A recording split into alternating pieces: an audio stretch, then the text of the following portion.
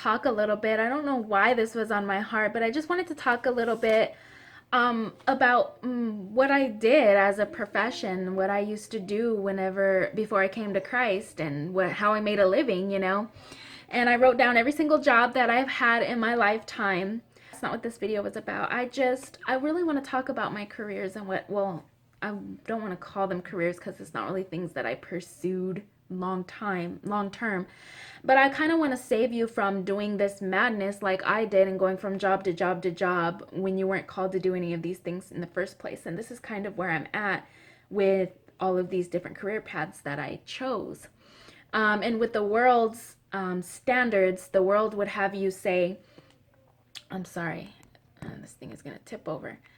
The world would have you say that you need to figure out who you need to be and what you need to do, and there's just this pressure. I talked about this in a video that I did not too long ago, that there's just this pressure on you all the time that make you feel like you need to find out who you want to be, and find you need to make this amount of money, and you need to figure out where your destiny is and where you're going, when sometimes you just need to get quiet before the Lord and do what he's told you to do right then and there and go from there.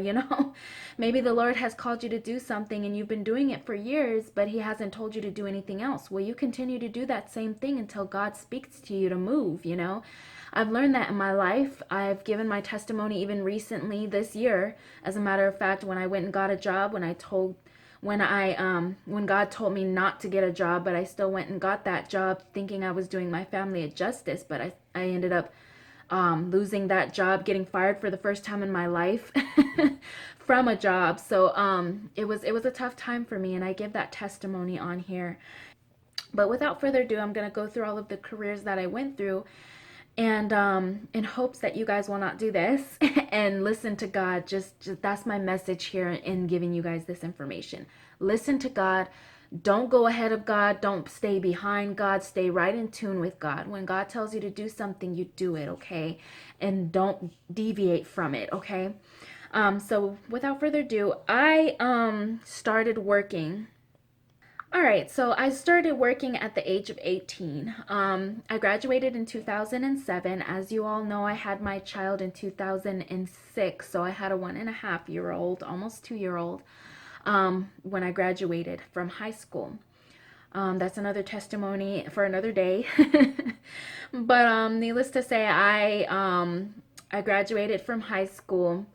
I went and got a job right away. I graduated in May 2007, and I got my first job in August 2007. And I got a job at a call center. And they serviced a company called, what was it called? StubHub. I don't know if you guys have ever heard of that company, but it's a concert. They sell concert tickets or theater tickets or movie tickets or football tickets, things like that. It's a ticket selling service. And I loved that job. I was never late. I showed up on time every day. I never missed a day of work. That job was great. I really enjoyed that job. It was the first job that I ever had. I was on the phone all day, with one of those little phone things, the headphones, in a cubicle.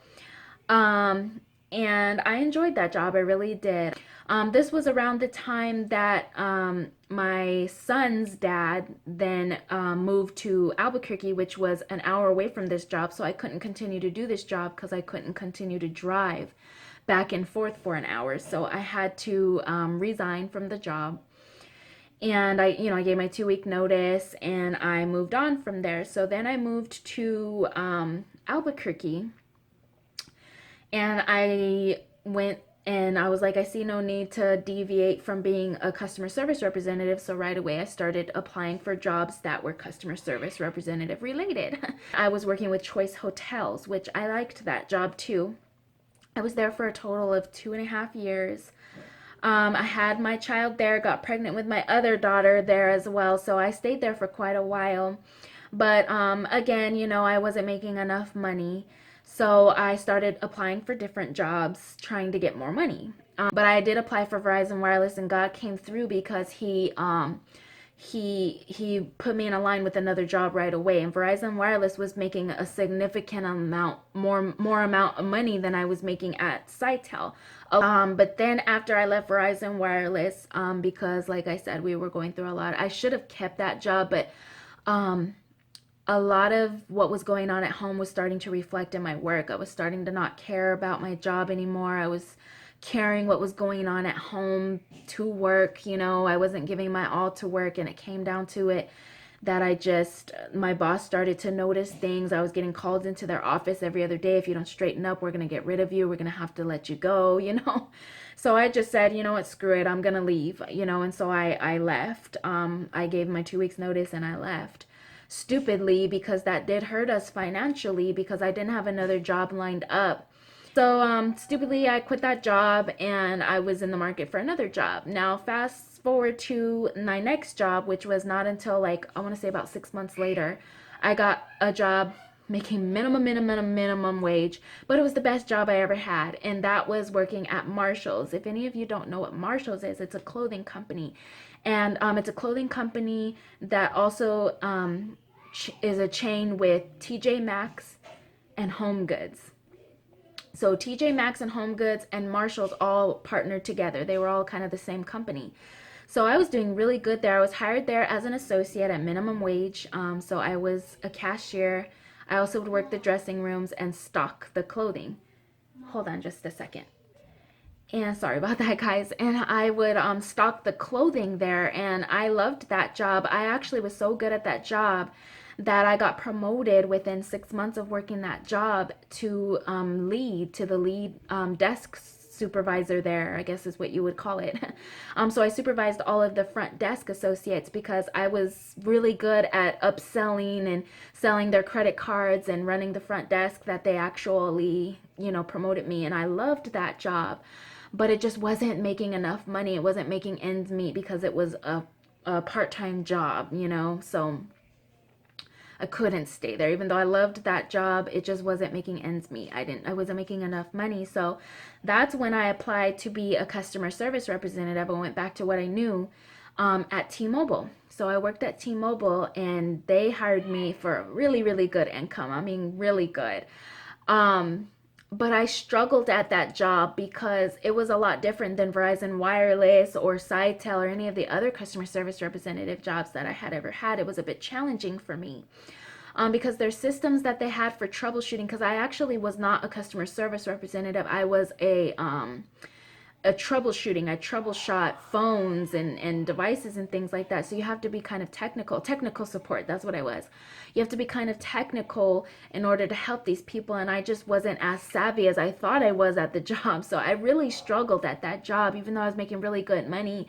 My every week I had to speak to the coaches about my performance because it was just less than spectacular. I was really struggling at that job, and they kind of let me know, you got to pick this up. You got to pick this up, and so instead of picking this up, I kind of gave up like a failure and was like, you know what, this job is not for me. So I started applying to be a flight attendant, and I was like, you know what, I'm going to live my dream. I'm going to travel. I'm going to be a jet setter. I'm going to be, I'm going to pursue something I really want to do. So I started applying to be a flight attendant. Lo and behold, United Airlines contacted me, asked me to fly to Chicago. They paid for the flight and everything to go on an interview. So I flew to Chicago. Never been on a plane, mind you, my whole life. I've never traveled on a plane. I've never been on a plane, never been near a plane, never been in an airport. And that was my first time traveling on a plane, was to my interview. I don't know what made me want to be a flight attendant. All I can say was God, because that was the time where I really, really, really came close to God, being that I was away from my family and traveling all the time, and I was alone in hotels all the time. I really became close to God in these times, in these moments alone. I really started reading His Word and pursuing Him. And so that's the only reason why I can think of that I was a flight attendant. Yes, I got to travel the world. It was a wonderful job, but it's not as glamorous as everybody says it is. Unless you're single and you don't care where you live and where you end up, and because you're going to be living in some less than awesome places, something that's called a crash pad where you're living with several other different girls in bunk beds, you know, away from home, away from your base, traveling. That was your life, you know, all you did was travel here, travel there. Sometimes you would get decent layovers where you would stay for a day, maybe in a place to actually travel, but sometimes you would get a 7 hour layover, or just a you fly there and you come back. So you didn't really get to do as much sightseeing and traveling as you really think you would want to. And even though people say that flight attendant income, you think that you're going to be making a bunch of money, when you start out, you really don't make any money. I was hired on at $21.49 an hour, which sounds like a lot of money, but I didn't get a lot of hours. I was only getting about 15, 20 hours per week, if that. And you don't get paid the way that you think you're going to. You only get paid when the plane door shuts and then when it opens. You don't get paid for boarding the plane. You don't get paid for your layover sits. You don't get paid for any of this other stuff. You do get something that's called a per diem, I think it was called. Yeah, per diem, where you get like $1 and something an hour, if you're for however many hours you're away from base, but that's not very much money either. So it was very, very hard to make it off of a flight attendant's income. Lots and many, many, many nights I went without eating, or I had to eat what was on the plane. I only ate a bag of chips in for one whole day a lot of times, because I didn't have a lot of money to feed myself. And mind you, I had my children at home. We had rent, we had a car note, we had cable bill, internet. You know, we had everything back home that I was paying for. So all of my money was getting sent back home to support my home. So I really didn't have a lot of money to support myself being out there on the road. So needless to say, my flight attendant venture was not as happy and awesome as I thought it was going to be. And so I stayed there for a year and a half. And then I moved to Alabama. That was right before I moved to Alabama, and I had to quit my job because I had 4 children to take care of now. I had just left the children, the father of my youngest children. I left him and came to Alabama, and I had to do it on my own. So I went ahead and applied for jobs right away. I got 2 different jobs. I worked 2 jobs when I first got here. I worked at Premium Retail as a merchandiser, and I also worked at Lawrence Merchandising as a merchandiser as well. And if you don't know what a merchandiser is, a merchandiser is somebody who stocks shelves. So not all the shelves that you see in Walmart or Walgreens or whatever you might see are stocked by them. They actually hire companies such as Premium Retail or Lawrence Merchandising to come and stock their shelves, or to change around shelves, or to count items, or to take inventory, things like that. So especially big companies like Walmart and Walgreens and CVS, companies like that. And so that's what I did. I had 2 jobs when I met my husband. I had 2 jobs that I was working to take care of my children, and to pay the little bit of, I had a cell phone bill, and I, of course, had my van that I was operating and things like that. And so, yeah, I had 2 jobs because I knew I had to work from home. I couldn't travel anymore, so I had to give up my flight attendant job. So I worked those jobs until I met my husband, which was only like 2 months or something like that before I met my husband when I moved to Alabama. Excuse me. And my husband told me, quit. You don't need to work. You don't need to work. And so I did. I quit my jobs, and my husband has been taking care of me. Now, I do have a recent testimony of what happened to me this year, where I worked for a company called Crossmark. That was the company that I worked for Walmart. Um, and I only worked that job for like 3 months or something like that. And that was the job that God told me not to get. He told me not to work. I have a video on this. I'll try to link it down below if I remember as well. And that was my last job. So between everything, I had, let's see, 1, 2, 3, 4, 5, 6, 7, 8, 9, 10, 11 jobs. In between those time spans. I forgot to tell you about another job that I had actually working between Marshalls and T-Mobile. I had a job with Enterprise, and I was working from home. They sent me the equipment. So I just wanted to let you guys know that this is real. They sent me the equipment, the phone, and the headphones and everything for me to take calls from home. And I was taking calls from home for a couple of months. But that job didn't work out either because you can't have any background noise in the background, and my children were in the background. So I just decided to let that job go because I couldn't work from home with kids in the background. You guys can probably hear them now. So I went ahead and got a formal job with T-Mobile. But anyway, this just is to show you guys my profession was customer service representative. I did that for several years, with a mix of flight attending and marshals and merchandising. So I had a variation of different jobs that I went to. And if I were to look back at this, there was no way I would have went through all of these different jobs if I had listened to God in the first place. If I had come to God and had come to Christ when I should have came to God and came to Christ, but I kept pushing back, trying to pursue the world, and ended up in 11 different professions that I shouldn't have even, pursued in the first place. But I guess there is a reason for everything. It did take care of my family. It provided for my family. I was able to make a decent living off of these jobs, so I'm very grateful for that.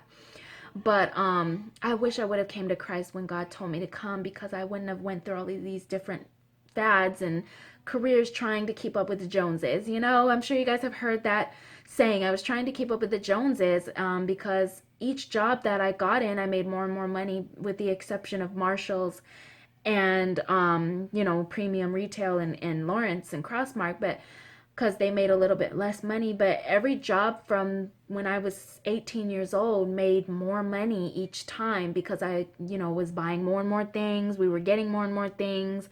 We were trying to keep up with the American dream, getting houses and cars and clothes and shoes and makeup and hair and all kinds of different stuff. I felt like my kids had to be dressed a certain way, a certain image. Now they're in uniform. The school that they go to, they have to wear uniforms now. But back then, they could wear whatever they want. And you know how it is. I was trying to keep them in Jordans and the latest fashions, and I didn't want my kids to be bullied like I was in school. So I tried to keep them in the latest fashions and things like that, and put them in more expensive things than I should have.